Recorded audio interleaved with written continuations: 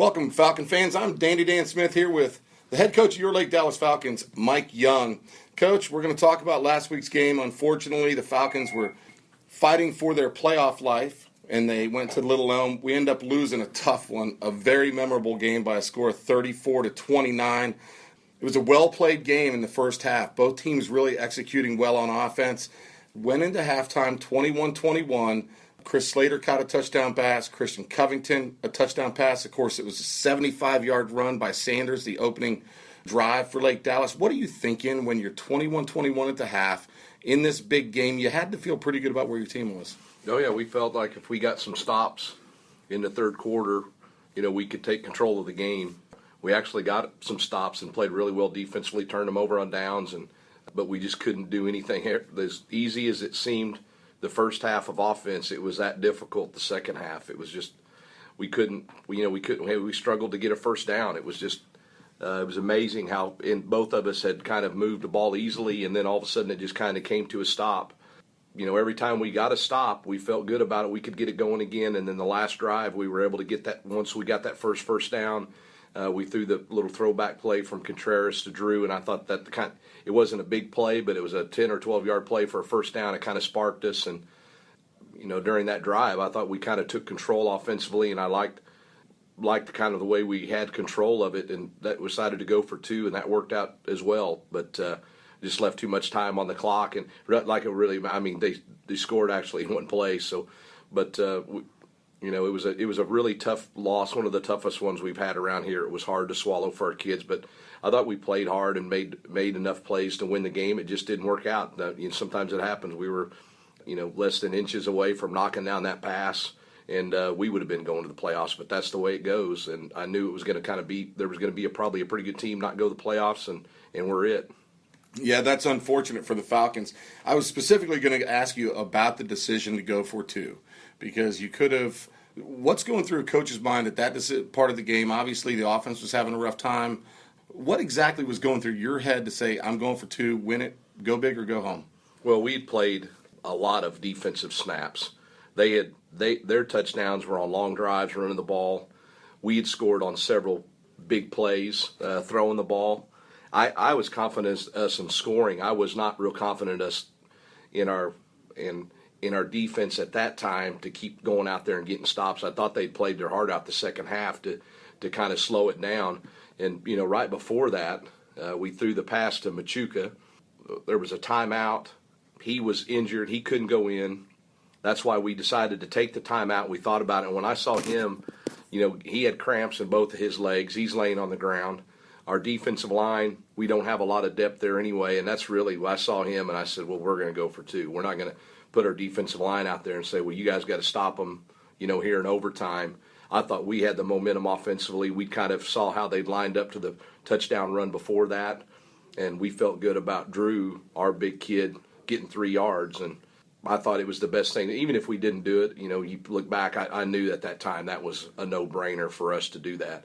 If we'd been the other way around and we'd scored all of our points, marching the ball down the field, wearing them out, I probably would have went the other way and decided to go to overtime. But I know at halftime I think they'd ran 16 more snaps than us at half. So, and I'm sure it had probably gotten even more than that the second half. I got to tell you, I was really glad you made the call. I thought it was, like you just said, kind of a no-brainer. But it also, takes some courage to make decisions like that too. But that's why you're the head coach. Was there any thought during that game, and I just have to ask for my own curiosity, that the offense struggled so much in the third quarter. Was there any thought of a quarterback change? You showed a lot of confidence in Drew sticking with him, and he did the job for you. No, not even at all. Ryan, we'd moved him totally to. He had really taken no snaps for 2 weeks in practice. He had been cleared. We put him in, and he really saved us. I thought defensively gave us a spark. Yep. And Spencer has not really taken a snap in practice with pads in 5 weeks. So that's not a. And once you make that move, you're committed to that move. Yep. He goes in, and there's no telling. He could have came in, and after the first play, took off and run, and been laying on the ground. And then where are we at? That's sure. So. And then then you're bringing the other guy back in, and to me, if we would have got to see Spencer a lot in practice, run around and be effective, definitely would have been something to do. But to take that chance without really seeing him do it. And really, I'd already told Coach Males I didn't feel comfortable really putting him in a game without ever really running, without some people coming at him. It's just, I would have felt, terrible. And I told Coach Males this before that, that'd been, we put him out there without any of that, without ever kind of easing into that, and he gets hurt again. That would have been, that I wouldn't have liked to put him in that spot. Totally understandable. It's just it's football and decisions, and we've got to figure these things out. And you do a great job with those decisions. Let's talk about last week's Player of the Week. The Falcon Award goes to you just mentioned him, Ryan Depperschmidt. Yeah, Ryan was available. He'd gotten all clear to go. We were having some trouble.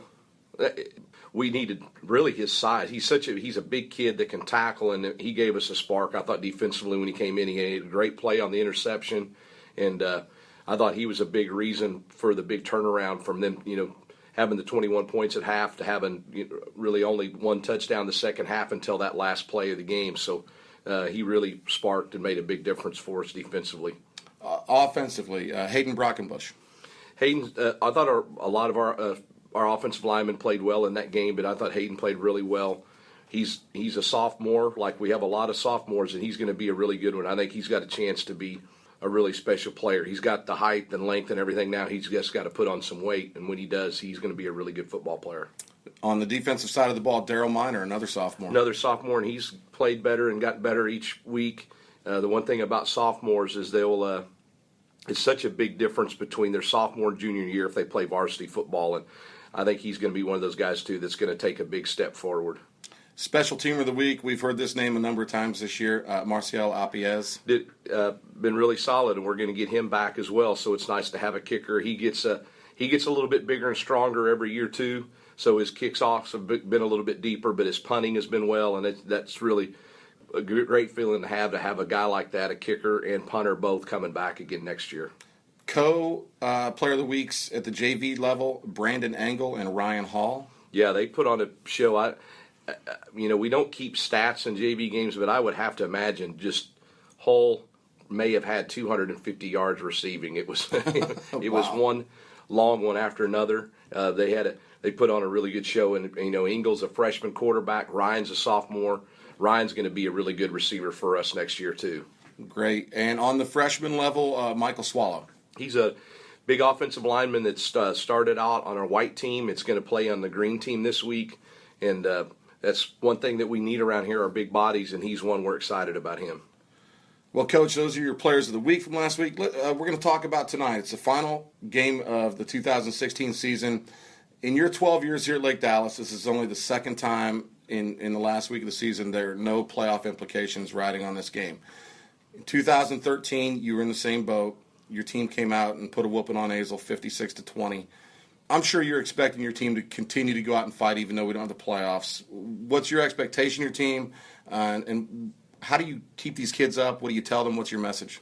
Well, it's been easier than people think. They think, well, nobody wants to come to practice, but these guys are football players, so they want to play football. The majority of them, the seniors, this is going to be their last chance to play football in pads and an organized game with their buddies that they've been playing with. So that part of it is easy, and I know that we'll come out and we'll play hard. So it's important for the seniors in that part. It's important for all of our younger guys because it gets them one more chance to get better. And they're going to play against a really good team tonight that's, I think, has a chance to go a few rounds in the playoffs. Our region is tough, but I think they're as good as some of those other teams in our region. So it gives them a chance to get better. And we have a lot of sophomores that are going to get one more week of work and one more game, so that's important for them too. Absolutely. You just mentioned tonight's opponent, Prosper.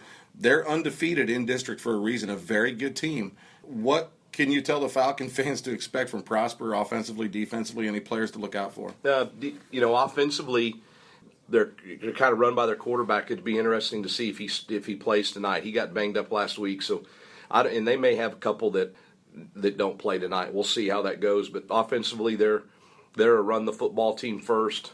Big offensive linemen, kind of the story of our district of the other teams we've played. But I think the thing that separates them, they're by far the best defensive team. So in our district, they've really good defensively, have shut down most everybody that they played. Probably the closest thing to any kind of a shootout they got into was the Colony, but still, had control of that game by 2 or 3 touchdowns most of the second half. So, really good defensive team. Not real big, but they really run around fast. They're a big school. They have blessing. They have a lot of kids and a lot of seniors, and you can see a team that's of some guys that have been in the battles for several years, and the difference in the way they play and the speed they play with. Well, you had mentioned the seniors. This will be their final game, and it's rare that senior night falls on the very last game of the year without any type of playoff hopes. But this is it for these guys. They know what they're dealing with. I think over the years, do you kind of get a sense that all these classes have a little bit of a different identity? And how would you kind of summarize this year's senior class?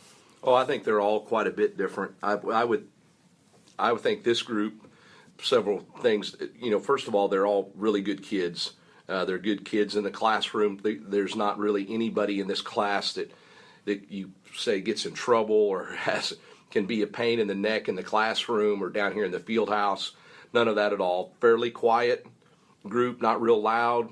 Just kind of go about their business. Not a real big class, but by far the smallest one. I think there's 17 that are going to be introduced tonight. Usually we have between 25, 20, 25. We've had, into the 30s before. So it's kind of a small group. But a bunch of really good kids that are a joy to be around, and we're going to miss them. Just their day-to-day being around, because they're kind of kids that you want to be around. Well, we do this every year, and we give you the opportunity to talk about each individual senior. And I'm going to go down this list. We'll start off, we'll go in number order. Number 1, senior wide receiver Chris Slater.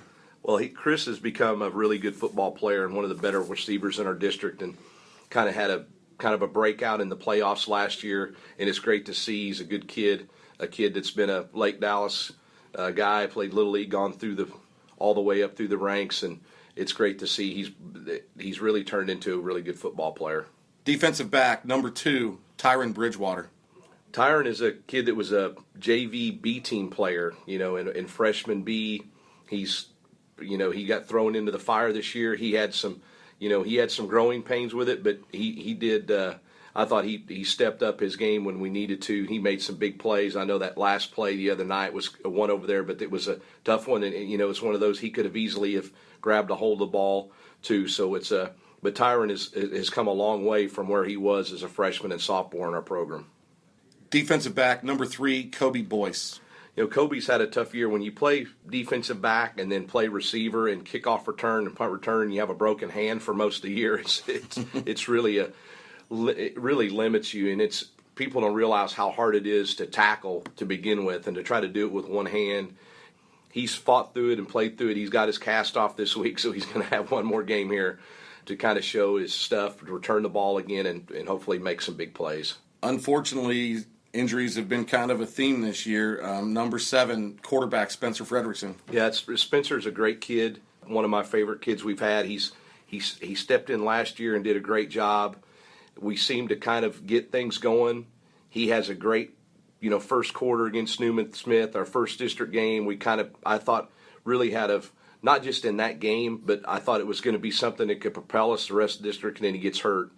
But it's a credit to him. He's here every day. He's right behind the quarterbacks. He's helped them out. He's encouraged them, stayed positive through it all.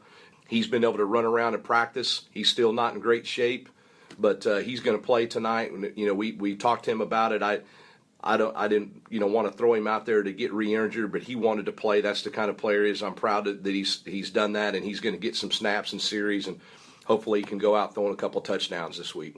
That's great. Senior wide receiver, number 9, Brendan Contreras. Brendan's one of our captains, and again, a guy that gets a lot out of his ability. He probably looks 130, 145 pounds, but a hard-nosed kid, and we're going to miss his playmaking ability. The last couple of years, had a couple of those, some of those amazing part of those plays a year or two ago in the semifinal game. Wide receiver, number 13, Bryson Porter. Bryson's he moved here a couple of years ago. A good kid, another one of those good kids in the locker room. Comes to practice every day, works hard. One of the guys that everybody's kind of buddies with. Linebacker, number 15, Zach Russell. Zach is one, too, that a couple of years ago, if you'd have told me he would be starting outside linebacker, I would have been kind of surprised, but he's turned into a really quality player, really good kid, and we're going to miss Zach. Defensive back, number 21, Adam Tips. Adam, another really small guy that gets a lot out of his ability, plays really hard, plays with a big heart. He's another one that's been hurt most of the year. He's had a really bad shoulder, which is, he's a little guy already, but he's battled through it, and hopefully he's going to have a good night here in his last game. Defensive lineman, number 24, Garen Shantz. Garen has been, I think, a really great player. I think he's I don't know what they'll get voted or not in our meetings next week, but he's, I think, a first-team all-district player. It's great to see him have this success because he's such a really good hard worker and a great kid, kind of a model for what we want our kids to be like in the off-season and work hard because it's paid off for him. Running back, number 27, Joseph Owens. Joseph hasn't played for a couple years. He wanted to come out and play this year.